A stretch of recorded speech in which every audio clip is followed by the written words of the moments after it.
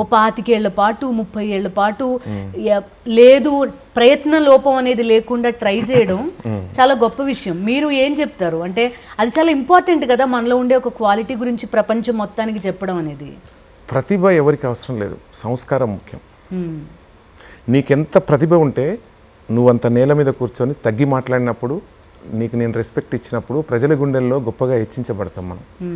గింత గొంతుండగానే గింత పాట రాగానే జేజేలు పలికిర్రు ఏదో ముఖ్యమంత్రి గారు నాకు అందరికీ వాడుతున్నాం కదా, గెలుస్తున్నారు కదా, నాకు చాలా విషయాలు తెలుసు, నేనే గొప్ప అని ఉంటే ఎదగలేం మనం. అంత మన హెల్త్కి మంచిది కాదు, అంటే మన మనస్సుకు అంత మంచిది కాదు.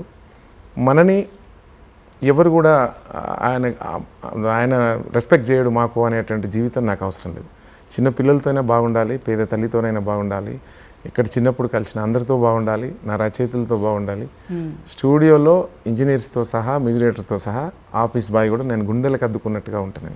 బంధువులలో కూడా నేను అందరితోని అక్క అంటే చెల్లి బావ అందరితో కూడా వాళ్ళ ఇట్లనే ఉండండి, వాళ్ళ లైఫ్ స్టైల్ అది, వాళ్ళు రైతులు ఉన్నారు అన్నారు, అయినా కూడా నేను దగ్గరికి హత్తుకొని మాట్లాడతాను. నేను ఏమి లేనప్పుడు ఎట్లా ఉన్నానో అన్నీ ఉన్న రోజు కూడా నేను అట్లనే ఉంటాను, ప్రేమగా ఉంటాను. దీంట్లో ఉన్నంత సంతృప్తి ఎక్కడ లేదు. ఎదిగే వాళ్ళందరికీ నేను చెప్పేది ఏంటంటే, ఫస్ట్ ఎంత ఎదిగితే అంత తగ్గి ఉండండి.